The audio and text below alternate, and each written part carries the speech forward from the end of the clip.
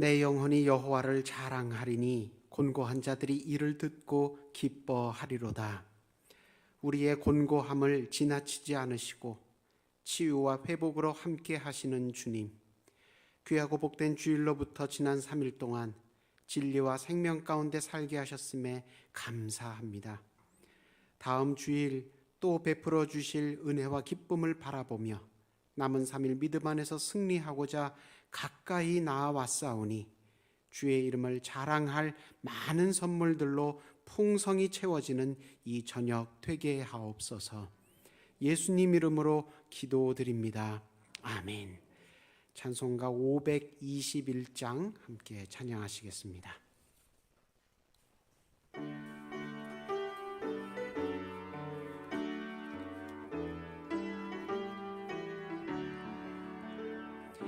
구원으로 인도하는 그 문은 참 좁으며 생명으로 인도하는 그 길은 참 험하니 우리 몸에 지워 있는 그 더러운 죄짐을 하나 없이 벗어놓고 힘써서 들어갑시다. 구원으로 인도하는 그 좁은 문 들어가 영생으로 인도하는 그 생명길 갑시다. 이 세상에 많은 사람 큰 문으로 들어가 넓은 길로 갈지라도 멸망길로 끝나니 세상 헛된 부귀영화 모두 내어버리고 주의 말씀 순종하여 그 생명길로 갑시다. 구원으로 인도하는 그 좁은 문 들어가 영생으로 인도하는 그 생명길 갑시다. 구원의 문 열렸으니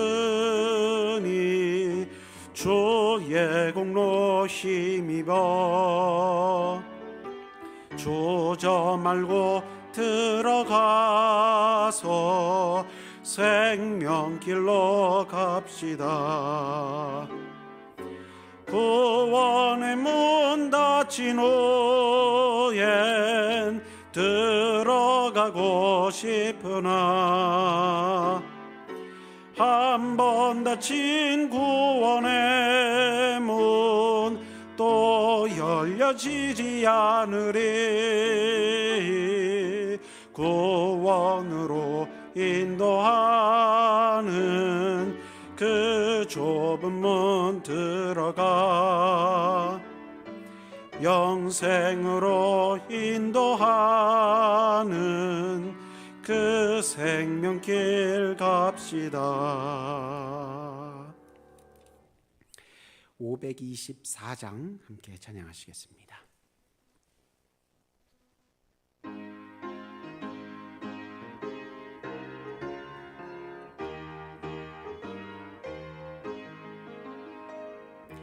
갈 길을 밝히 보이시니 주 앞에 빨리 나갑시다. 우리를 찾는 구주 예수 곧 오라 하시네. 죄악 벗은 우리 영혼은 기뻐 뛰며 주를 보겠네. 하늘에 계신 주 예수를 영원히 섬기리.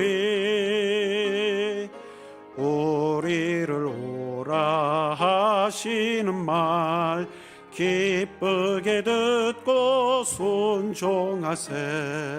구주를 믿기 지체 말고 속속히 나가세. 죄악 벗은 우리 영혼은 기뻐 뛰며 주를 보겠네. 하늘에 계신 주 예수를 영원히 섬기리. 주 오늘 여기 계시오니 다 와서 주의 말씀 듣세. 듣기도 하며 생각하니 참 진리시로다. 죄악 벗은 우리 영혼은 기뻐 뛰며 주를 보겠네. 하늘에 계신 주 예수를 영원히 섬기리. 아멘. 528장 부르신 후에 김진 권사님 예배를 위해 기도하십니다.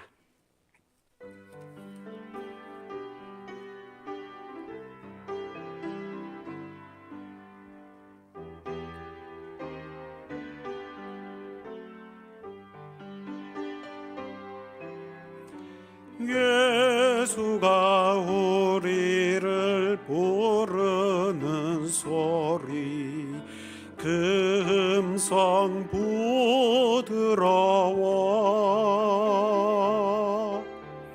문 앞에 나와서 사면을 보며 우리를 기다리네. 오라 오라 방황치 말고 오라. 죄 있는 자들아 이리로 오라. 주 예수 앞에 오라. 간절히 오라고 부르실 때에 우리는 지체하랴. 주님의 은혜를 외하니 받고 못 들은 채 하려나. 오라 오라 방황치 말고 오라. 죄 있는 자들아 이리로 오라. 주 예수 앞에 오라. 세월이 살같이 빠르게 지나 쾌락이 끝이 나고 사망의 그늘이 너와 내 앞에 돌리며 가리오네. 오라 오라 방황치 말고 오라. 죄 있는 자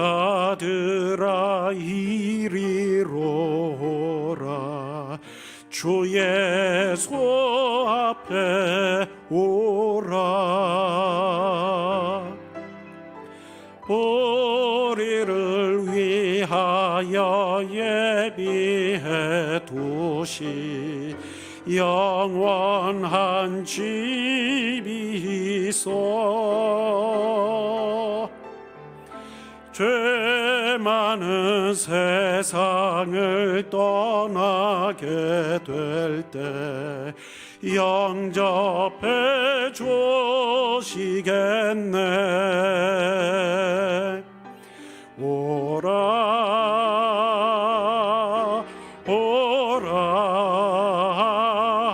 오라 방황치 말고 오라. 죄 있는 자들아 이리로 오라. 주 예수 앞에 오라.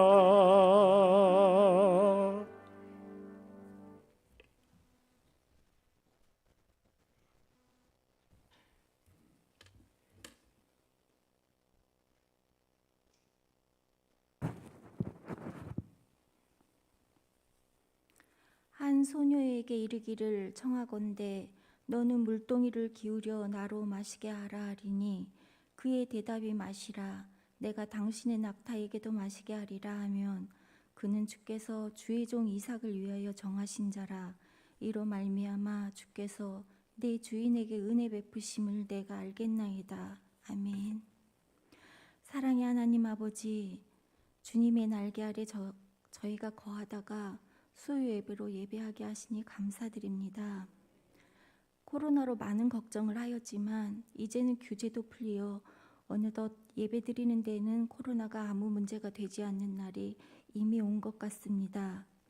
이제 저희들의 마음 가운데 갈급함을 주시고 이전의 신앙을 회복하기 위한 열망을 허락하시어서 예배당에 많은 성도님들이 같이 나와 주님을 마음껏 예배하게 하여 주시옵소서. 예배와 찬양과 기도와 교제가 풍성할 수 있도록 인도하여 주옵소서. 그리고 지금까지 주님의 은혜 가운데 수유동 교회를 평안케 하여 주셔서 감사드립니다. 그리고 지금은 그동안 평안하였던 수유동 교회가 후임 담임 목사님을 위하여 기도합니다. 수유동 교회로서는 참으로 중요한 문제입니다. 더더군다나 요즘은 세상도 종교도 많이 타락하여 더 어렵습니다. 사람의 안목으로는 말씀의 깊이 정도는 알 수 있을지 모르겠으나 사람의 깊이나 성령의 충만함을 우리가 알 수 없사오니 우리가 이삭의 아내를 구하러 떠나는 아브라함의 종의 마음으로 주님을 의지하며 열심히 간구합니다. 종의 기도로 리브가를 운물 곁에서 순조롭게 만났던 것처럼 우리보다 앞서 주님의 사자를 보내어 택함 입은 사람이 있겠사오니 순조롭게 만날 수 있도록 인도하여 주옵소서. 6.25 상기 구국 기도를 하고 있는 이때에 6.25 전쟁과 같은 끔찍한 전쟁이 이 땅에서 다시는 일어나지 않길 기도합니다. 우크라이나 같이 전쟁으로 고통받는 자들에게도 주님께서 평화와 위로를 허락하여 주옵소서. 어떤 이유로도 전쟁은 합리화되지 않음을 주여 깨닫게 하여 주옵소서. 북에 억류되어 있는 세 분의 선교사님과도 함께하여 주시어서 어렵고 힘들다는 말로는 감히 표현될 수 없는 환경이겠지만 그 속에서 끝까지 주님 주시는 소망 가운데 살게 하여 주옵시고 지금 병으로 고통받고 있는 환우들에게도 주님께서 소망과 위로가 되어주시길 기도합니다. 말씀 주시는 목사님께도 성령님 함께하여 주시어서 주님의 말씀을 잘 대언하게 하시고 그 말씀으로 우리의 삶에 적용이 되어 변화하는 인생이 되게 하여 주옵소서. 오늘 특성을 맡은 구역 식구들에게도 축복이 있길 원합니다. 오늘의 예배로 주님 영광 받아 주시옵소서. 이 모든 말씀 예수님 이름으로 기도드립니다. 아멘.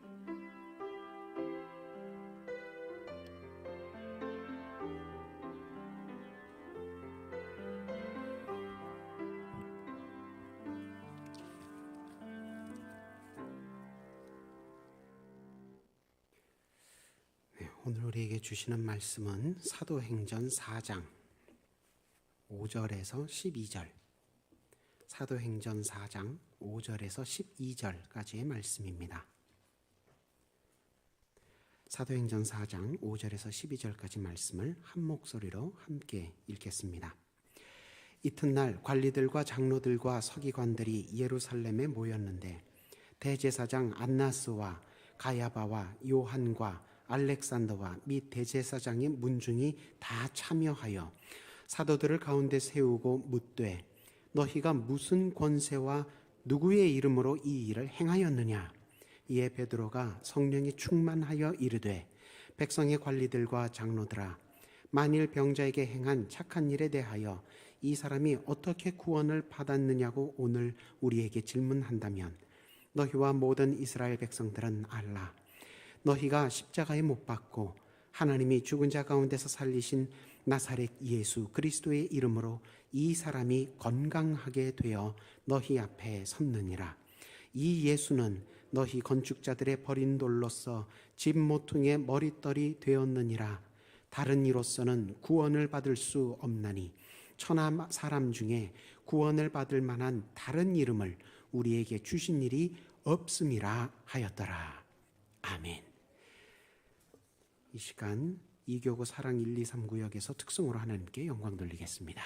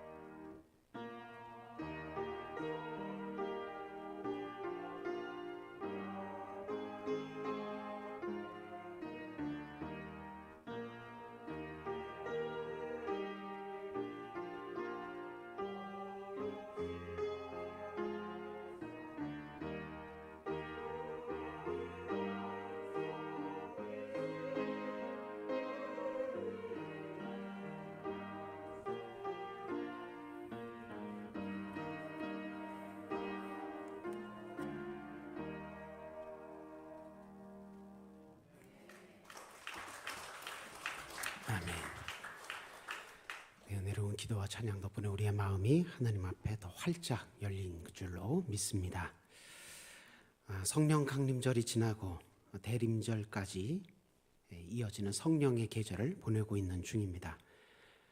첫 번째 성령의 계절에 사도들을 통해서 초대교회에 들려주셨던 설교 말씀들을 다시 들으며 우리도 기도할 때 그 당시 초대교회에 충만하게 부어주셨던 은혜와 능력을 오늘날 우리에게도 충만하게 부어주시기를 소망합니다.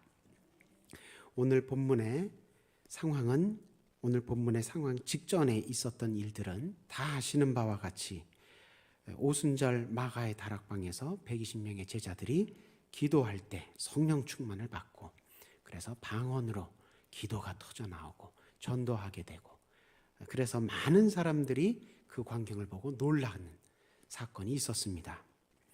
베드로가 그렇게 많은 사람들이 놀라서 궁금해할 때, 웅성거리고 수근거릴 때, 그때 예수 그리스도에 대한 증언을 하면서 설교를 하죠. 그래서 그날 하루, 오순절 하루에 3,000명의 예루살렘 사람들이 회개하고 구원을 받는 큰 열매를, 풍성한 열매를 맺게 됩니다. 그 후에 이제 초대교회가 신앙생활을 예루살렘에서 하게 되는데, 예루살렘 성전에서 유대인들과 함께 예루살렘에서 신앙생활을 해나갈 때 여전히 초대교회 교인들도 성전이나 회당을 출입하며 아직 유대교로부터 완전히 발을 끊지 않고 유대교식으로 구약에서 율법으로 제정된 그런 여러 예배 순서와 모임의 순서에 맞춰서 신앙생활을 함께하고 있었습니다. 베드로와 요한이 기도하러 예루살렘 성전으로 이제 들어가는 중에 아름다운 문, 미문이라는 한 문을 통하여 들어가게 됐습니다. 그때 그 앞에 날 때부터 걷지 못하는 거린이 한 명 앉아서 매일같이 아는 사람들이 그 자리에 앉혀주면 구걸해서 하루 벌어 하루 먹고 사는 그런 사람이 있었는데, 베드로와 요한이 예수의 이름으로 낫게 하는, 일어나서 걷게 하는, 뛰게 하는 그런 기적을 또 일으키지요. 그러자 또 예루살렘 사람들이 놀라서 모여듭니다. 이때 다시 예루살렘 사람들을 향하여 베드로가 예수 그리스도에 대해서 증언하고 설교를 합니다.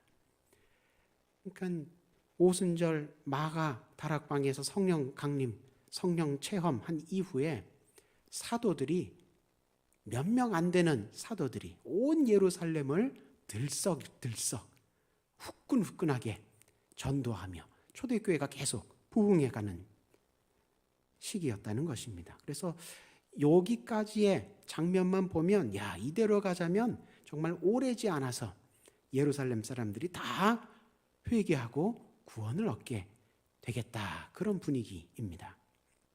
그런데 오늘 본문, 함께 읽은 본문 5절을 보니까 어떤 일이 벌어집니까? 관리들과 장로들과 서기관들과 대제사장 안나스와 가야바와 또 그 대제사장 문중이 다 모여서 베드로와 요한을 잡아다가 가운데 세워놓고 신문하기 시작합니다. 누구의 권세로, 누구의 이름으로 이런 일을 행하느냐? 신문합니다. 이렇게 신문하기 위해서 이렇게 모여있는 이 사람들, 관리들, 장로들, 서기관들, 대제사장들, 그의 문중들, 이 사람들이 누굽니까? 사실은 처음 등장하는, 사도행전에 처음 등장하는 사람이 아니라 이미 누가복음에서, 이미 사복음서에서 나왔던 사람들입니다. 50일 전에 예수님을 체포해서 신문하고 빌라도 총독에게 십자가 처형을 요구하며 넘겨버렸던 바로 그 사람들입니다. 바로 그 동일한 똑같은 사람들이 지금 베드로와 요한을 붙잡아다가 가운데 세워놓고 신문하고 있는 것입니다. 다시 말해서 베드로와 요한은 50일 전에 예수님과 똑같은 위기에 처한 것이죠. 그러니까 여기서 까딱 잘못하면 어떻게 되겠습니까? 예수님처럼 똑같이 당하게 될 수 있는 겁니다. 그런데 오늘 보면 10절 보니까 베드로가 굉장히 담대하게 이 신문의 자리에서 대답을 합니다. 10절에서 뭐라고 대답합니까? 너희와 모든 이스라엘 백성들은 내가 얘기할 테니 똑똑히 들어라. 똑똑히 알아라. 너희가 십자가에 못 박고 죽이고 또 하나님이 죽은 자 가운데서 다시 살리신 그 나사렛 예수 그리스도의 이름으로 이 나면서부터 걷지 못하던 거린이 건강하게 되어 너희 앞에 섰느니라. 복음을 탄압하는, 예수 그리스도를 반대하는 이 유대교 법정에서 이렇게 대답을 한 겁니다. 이건 무슨 뜻입니까? 이렇게 대답하면 법정을 향해서 나도 예수님처럼 사형시켜 달라, 나도 죽일 테면 죽여라, 이런 대답을 한 겁니다. 이렇게 피고가 자진하여 이렇게 진술을 하면 아무리 비싼 변호사를 데리고 와도 예수님과 똑같은 판결을 받는 것을 도저히 피할 수도 없고 막을 수도 없습니다. 이 10절 한 절만 봐도 베드로와 요한에게는 최소한 4가지의 죄목이 해당됩니다. 어떤 죄목입니까? 첫 번째, 나사렛 예수를 뭐라고 칭했습니까? 그리스도라고 칭했습니다. 너희가 죽이고 하나님이 살리신 나사렛 예수 그리스도, 예수님을 그리스도라고 칭했습니다. 이건 뭡니까? 똑같은 이 유대교 법정이 50일 전에 이 사람은 그리스도가 아니다, 그래서 정죄했는데 지금 너희가 죽인 그 사람을 베드로와 요한이 그리스도라고 칭한다는 건 뭡니까? 법정에 반대해서 예수님을 지지한다는 것을 공개 선언한 겁니다. 무죄로 어떻게 풀려날 수가 없는 굉장히 피고로서 불리한 발언을 한 겁니다. 그리고 또 두 번째, 하나님이 그를 죽은 자 가운데서 다시 살리셨다, 이런 얘기를 합니다. 유대교 사람들은, 유대교 지도자들은 예수님 부활 직후에 죽은 자가 다시 살아났다는 것은 제자들이 시체를 훔쳐간 것이다, 시체를 훔쳐가고 그렇게 유언비어를 퍼뜨린 것이다, 그렇게 말하면서 선포하면서 죽은 자가, 예수님이 다시 살아나셨다는 것을 얘기하는 걸 금지시켰었습니다. 그런데 지금 베드로와 요한 두 사도는 법정에서 또렷하게 예수님께서 다시 살아나셨다고, 그 유언비어 아니라고 얘기를 한 겁니다. 아주 불리한 겁니다, 이거. 또 유대교 법정을 향해서 너희가 하나님께서 그리스도로 보내신 사람을 십자가에 못 박아 죽였다, 그렇게 얘기를 했습니다. 여러분, 하나님께서 그리스도로 보낸 사람을 반대했다, 십자가에 못 박아 죽였다, 그리스도에 반대했다, 이게 무슨 뜻입니까? 너희는 그리스도에 반대되는 자들, 적그리스도라는 뜻입니다. 그러니까 너희가 하나님께 반대한, 그리스도에게 반대한 사람이다, 이런 발언을 지금 자기를 재판하려고 하는 유대교 법정이, 유대교 지도자들에게 대놓고 한 겁니다. 심각한 법정 모독이고 심각한 유대교 공권력에 대한 도전입니다. 그리고 네 번째, 그 나사렛 예수 그리스도의 이름으로 이 사람이 건강하게 되었다. 이게 뭐냐? 그 나무에 달려 죽은 자는 유대교 율법에 따라서는, 구약에 따라서는 저주받은 사람으로 동일시됩니다. 그런데 저주받은 자의 이름으로, 나무에 달려 죽은 자의 이름으로 환자가, 병자가, 불구자가 건강하게 되었다? 이거는 유대교 지도자들 입장에서 볼 때는 나무에 달려 죽은 자의 이름으로 사람이 건강하게 된다는 건, 이거는 정상적인 신앙의 기적이 아니고 이거는 거짓된 마술입니다. 나무에 달려 저주받아 죽은, 율법에 따라 저주받은 자라 평가되는 사람 이름으로는 그런 기적이 나올 수가 없는데 그렇게 기적이 나왔다, 이렇게 얘기를 하니까 그건 네가 거짓말하는 거다, 그거는 마술이지, 그거는 하나님 역사가 아니다, 이렇게 이제 유대교 지도자들이 판결을 그렇게 안 내릴 수야 안 내릴 수 없게 발언을 한 겁니다. 그러니까 지금 베드로는 돌아올 수 없는 다리를 건넌 겁니다. 공개석상에서. 베드로가 원래 이렇게 담대한 믿음의 소유자였나요? 아닙니다. 불과 50일 전만 해도 베드로는 예수님께서 재판 받으실 때 멀찍이 서서 모닥불을 쬐며 감히 가까이 가지 못하고 멀찍이 서서 망을 보고 있었습니다. 어떻게 상황이 돌아가는지 구경하고 있었습니다. 그때 그 대제사장 집 여종 한 명이 베드로에게 와서 말을 하죠. 당신의 말투를 보니 당신도 갈릴리 사람이라. 당신도 한패 아니냐. 그 여종이 그렇게 얘기하니까 베드로가 펄펄 뛰면서 아니라고, 나는 아니라고, 나는 저 사람 모른다고 무려 3번이나 부인을 했습니다. 마지막으로 부인할 때는 저주까지 했습니다. 아주 겁쟁이 비겁자였죠. 그런데 어떻게 50일 후에는 이렇게 공개석상 법정에서, 공개 법정에서 이렇게 대답을 담대하게 할 수 있을 만큼 사람이 변한 걸까요? 8절 상반절에 그 정답이 있습니다. 질문을 받으니까 이에 베드로가 성령이 충만하여 이르되. 베드로가 그냥 대답한 게 아니고요. 성령이 충만하여 담대하게 예수 그리스도에 대해 증언했다. 오늘 누가가 사도행전에서 그렇게 기록하고 있습니다. 성령 충만. 이게 베드로의 비밀이었습니다. 그리고 이것이 오늘 우리가 은혜 받고 도전받아야 할 신앙생활의 핵심 사항입니다.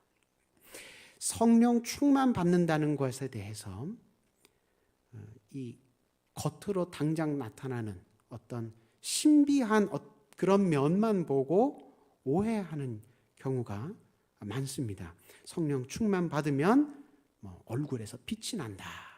이런 것부터 시작해서 성령 충만 받으니까 방언이 막 나왔다. 예언을 하게 됐다. 기적을 행하게 됐다. 그런 성령의 역사를 보고 저 사람 성령 충만 받았구나. 내가 성령 충만 내게 임했구나.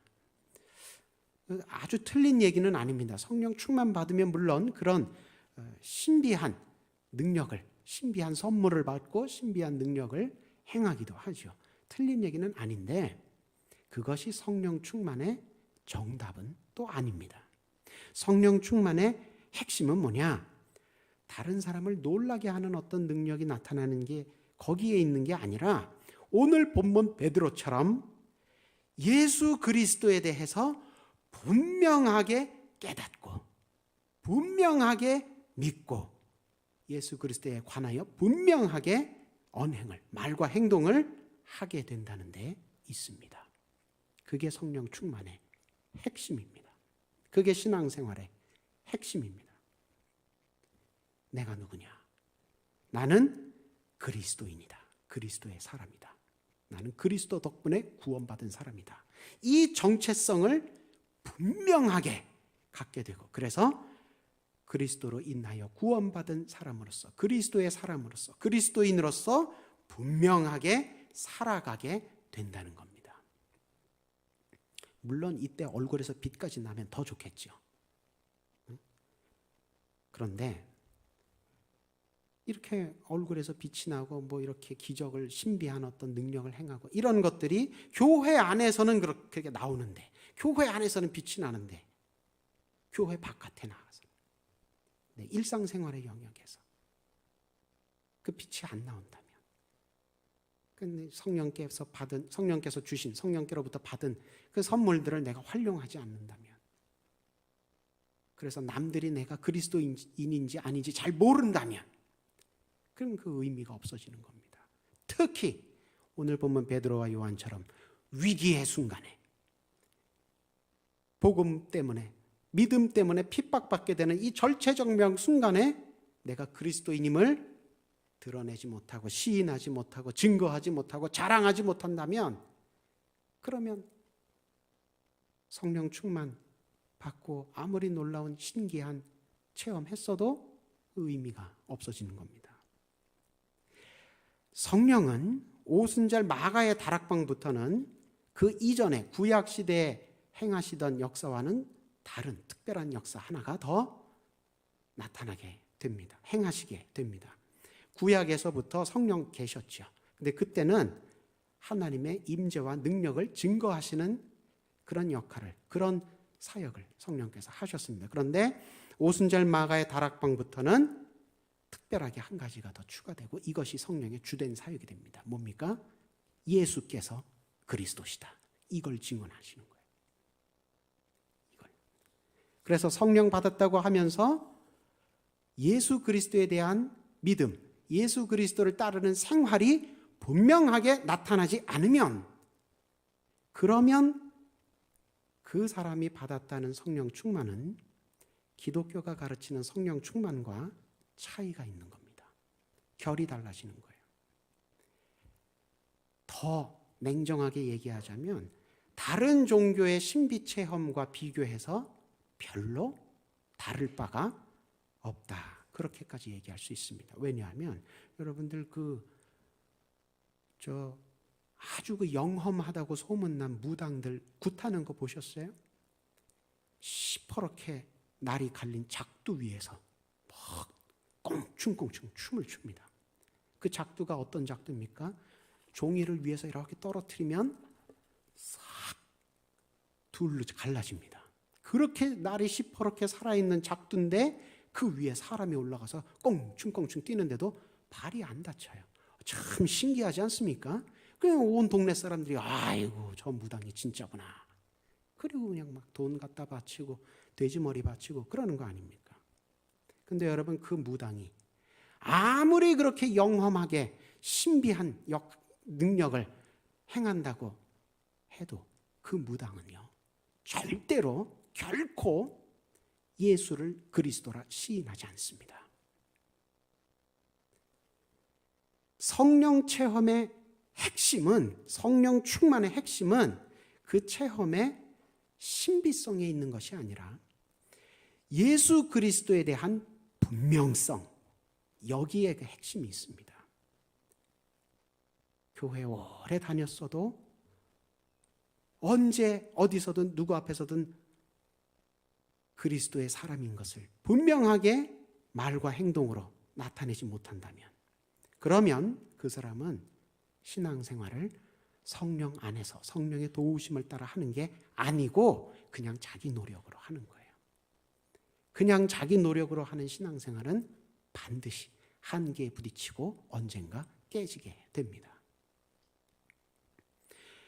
그래서 성령 충만 받지 못하고 성령의 도우심 없이 신앙생활하는 사람에게, 그런 사람에게는 반드시 뭘 먼저 기도해야 되느냐? 다른 무엇보다 먼저 서둘러서 급선무로 성령 충만 받게 해달라는 기도. 그게 가장 먼저 기도해야 하는 제목입니다. 시험 내년에 붙어도 됩니다. 승진 내년에 해도 됩니다. 집 내년에 사도 됩니다. 그런데 성령 받지 못했다면, 성령 없이 나 홀로 수고하고 애쓰며 신앙생활을 하는 중이라면 그거는 내 인생에 이미 빨간불이 들어온 겁니다. 왜냐하면 오늘 본문의 베드로와 요한 사도에게 닥친 상황처럼 영혼을 훔치고 믿음을 허물고 영혼을 훔치려고 하는 이 사탄의 유혹과 시험은 불시에 닥치기 때문입니다. 반드시 성령의 도우심 가운데 신앙생활을 해야 사탄을 이기는 신앙생활을 할 수 있습니다. 이 분명하다는 말은요, 분간하는 데 있어서 명확하게 된다. 분간을 명확하게 한다. 분간이 명확하게 된다. 이런 뜻입니다. 그러니까 무엇으로부터 분간이 명확하게 된다는 말입니까? 불신앙으로부터 분간이 명확하다는 뜻입니다. 세상의 넓은 길로부터 분간이 명확하게 된다는 뜻입니다. 우상과 사이비 이단의 가르침으로부터 분간이 명확하게 된다는 뜻입니다. 그러니까 다른 표현으로 한마디로 짧게 요약하자면 뭡니까? 거룩해진다는 뜻입니다. 이 거룩해진다는 게 카도시, 이 말이 뭐 이렇게 뭐 얼굴에서 빛이 나고 이런 뜻이 아니고 구별된다는 뜻이에요. 분간이 분명하게 된다는 겁니다. 세상에 속하지 아니하고 하나님께 속한다. 그 분간이 명확하게 되는 걸 카도시, 구약에서 히브리어로 카도시, 거룩하다 이렇게 표현을 한 겁니다. 우리말 성경에서는 거룩하다라고 번역되기도 하고 성결하다, 성별되다 이렇게도 번역이 됩니다. 구별되다 이렇게 번역이 되기도 합니다. 그래서 하나님의 영을 이 불신앙이나 세상이나 우상과 분간이 명확하게 되는 영이라고 부릅니다. 분간이 명확하게 되는 영, 거룩한 영, 성령이라고 하나님의 영을 부르는 겁니다. 하나님의 영은 세상의 영과 다르고 우상의 영과도 다르고 분명하게 다른 영입니다. 하나님 영인 성령, 거룩한 영입니다. 그러니까 이 말은 또 뒤집어서 생각해 보자면 그런 성령의 도우심이 없이는 불신앙과 세상과 우상으로부터 내가 분간이 명확하게 될 수 없다 이런 뜻입니다. 세상과 우상으로부터 분간이 명확하게 되시는 거룩한 영, 성령의 도우심을 받아서 12절에서 베드로가 뭐라고 예수 그리스도에 대해서 증언합니까? 예수 그리스도는 세상과 우상으로부터 분간이 명확하게 되시는 분명한 구세주시다. 오직 예수 그리스도로만 말미암아 구원을 받을 수 있다. 이렇게 설교합니다. 12절 보실까요? 다른 이로서는 구원을 받을 수 없나니 천하 사람 중에 구원을 받을 만한 다른 이름을 우리에게 주신 일이 없음이라. 오직 예수 이름으로만 구원받는다. 다른 어떤 이름과도 분명하게 구별된다. 예수님만이 분명한 구원자시다. 그 성령의 분명하게 세상과 구별되는, 분명하게 우상과 구별되는 하나님의 영의 도우심을 받으니까 이런 고백을, 이런 설교를 하게 된다는 것입니다. 이런 분명한 깨달음, 분명한 확신, 이런 거룩한 믿음, 또 그 믿음에서 나오는 고백, 오직 성령의 도우심에 의해서만 가능합니다. 사람이 자기 노력으로, 자기 의지로, 자기 지혜로 이런 말을 나도 해야지, 이렇게 나도 고백해야지 생각은 할 수 있죠. 그러나 유대교 법정, 공개 재판 받는 중에 과연 사람이 자기 용기로, 자기 지혜로 이렇게 말할 수 있겠느냐? 못합니다. 무서워서 못합니다. 근데 성령의 충만을 받으니까, 성령의 도우심을 크게 받으니까 분명하게 증언한 것입니다. 성령님은 우리가 그렇게 분명하게 깨닫고 분명하게 확신 있게 신앙생활을 할 수 있게 해주시려고 오신 분입니다. 우리가 거룩한 분명하게 구별되는 하나님의 백성, 하나님의 자녀, 그리스도의 사람이 되게 해주시려고 오순절 마가의 다락방에 오셨었고 지금도 전 세계 교회 예배 때마다 오시고 계십니다. 12절에 그 베드로의 설교, 오직 예수님만이 우리의 구원자 되신다. 오직 예수님으로만 구원받는다. 이 설교는 사실은 현대의 종교다원주의자들은 아주 비판합니다. 아주 비난합니다. 뭐라고 그럽니까? 그렇게 기독교로만 구원받는다고, 예수 이름으로만 구원받는다고 주장하는 것은 그건 아주 하나님을 편협한 분으로 믿는 것이다. 하나님이 구원에 이르는 길을 아주 좁게 협소하게 그렇게 만들어 놓으시고 그리스도인들만 편애하셔서 구원받게 해주시고 대다수 타종교인들은 심판과 멸망으로 배척하신다고, 버리신다고 그렇게 얘기하는 것과 같다. 이러면서 예수 이름으로만, 오직 예수로만 구원받는다는 이런 베드로의 설교 12절 같은 내용을 현대 종교 다원주의자들은 아주 싫어합니다. 그러나 이 12절 베드로의 설교, 성령을 통해서 우리에게 주신 이 말씀은 하나님이 그렇게 편협한 분이라는 것을, 기독교가 배타적인 종교라는 것을 뜻하는 내용이 아닙니다. 무슨 뜻이냐? 사랑의 하나님께서 우리를 죄와 사망에서 구하시기 위해 자기 친외아들을 희생양으로 삼기까지 하셨으니, 그것이 십자가 아닙니까?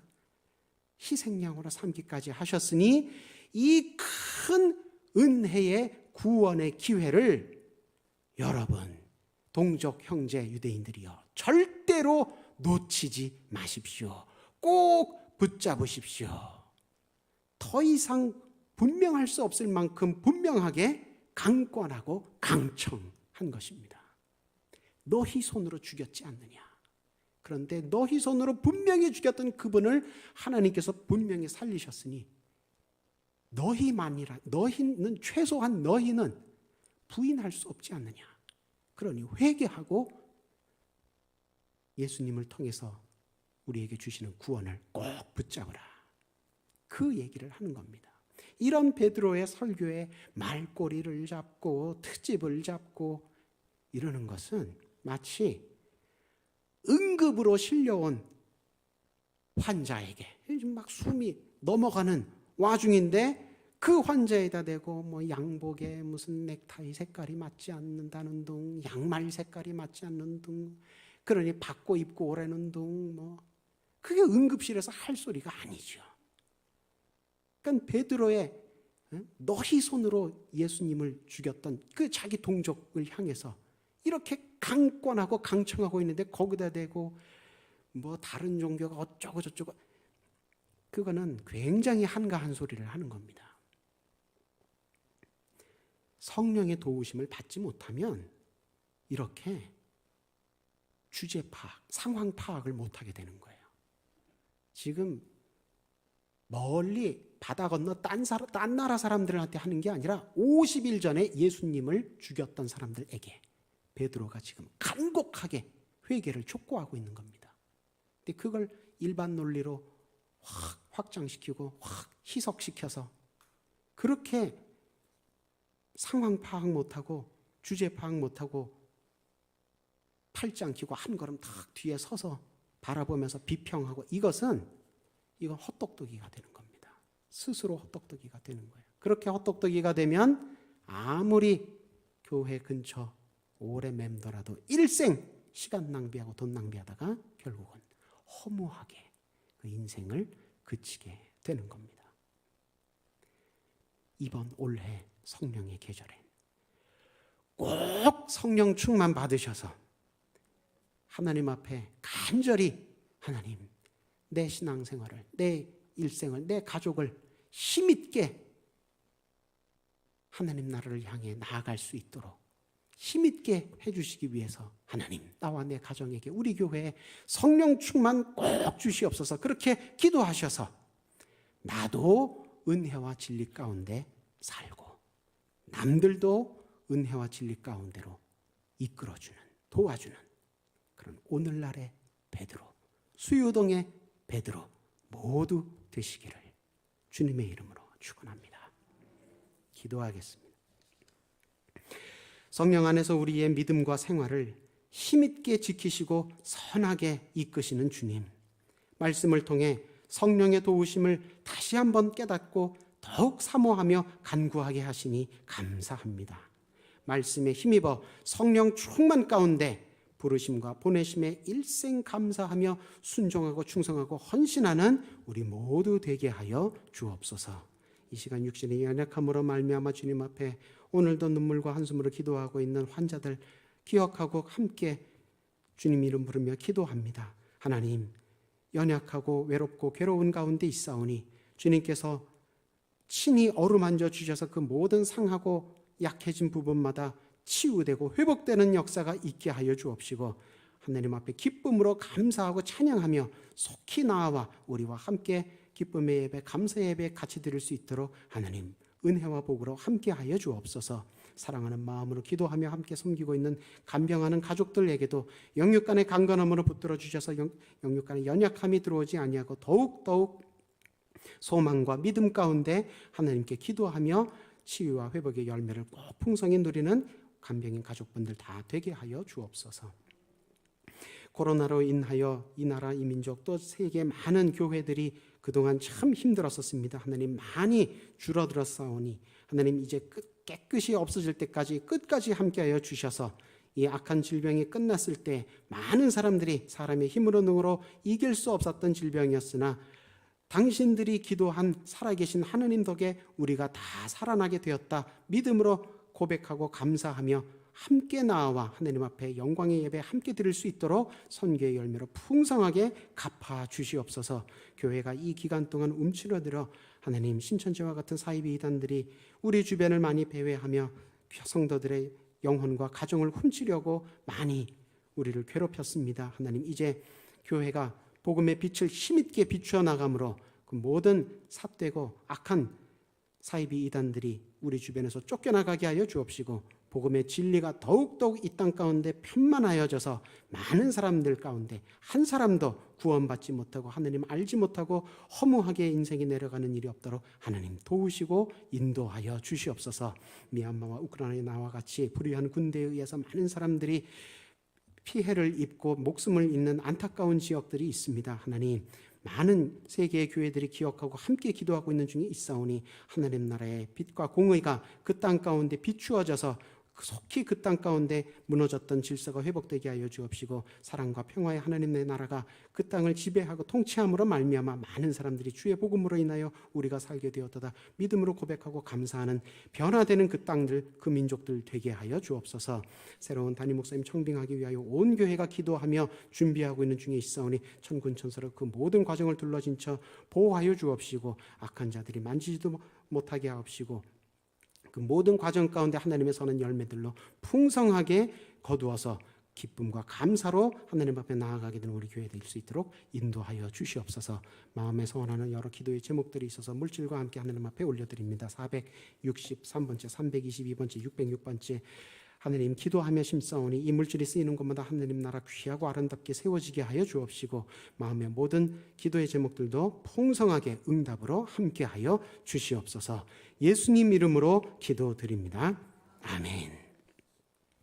교회 소식은 주보와 홈페이지를 참고해 주셔서 함께 기도하며 협력해 주시기를 바랍니다. 특별히 6.25 72주년 기념 72시간 연속기도 명단이 로비에 걸려 있습니다. 아직 이름을 적어 넣으시지 않으신 분들은 기도하시는 가운데 마음에 결단하시고 오늘 돌아가시기 전에 꼭 기입을 하고 돌아가 주시기를 부탁을 드립니다.